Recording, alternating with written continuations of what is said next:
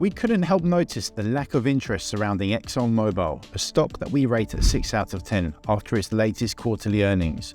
Retail and financial pro search volumes moved off the averages, and data from Trackstar, our proprietary sentiment indicator, is as much about what we don't see as what we do.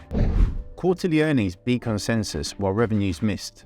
But how does a company that now trades at such a low multiple to forward operating cash flow not generate investor interest? Well, the interest might surprise you. As an integrated oil and gas company, Exxon Mobil engages in upstream exploration and drilling, midstream transportation, and downstream refining and marketing.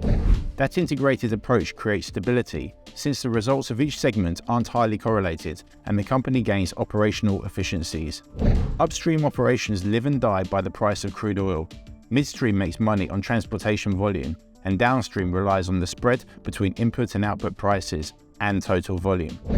Exxon has embraced climate change initiatives, working towards net zero emissions by 2050, combining operational efficiencies, carbon capture and storage, and biodiesel. But before the pandemic, Exxon struggled with inconsistent revenues and margins.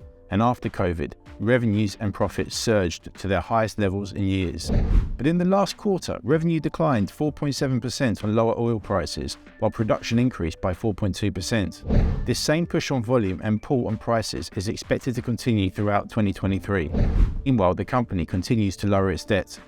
Exxon is the most expensive of its peers according to forward PE ratios, and it's also the second most expensive on price to sales and price to cash flow. Be cautious on Exxon Mobil though, not energy as a whole. Falling oil prices leave the company to raise income through volume with no pricing upside.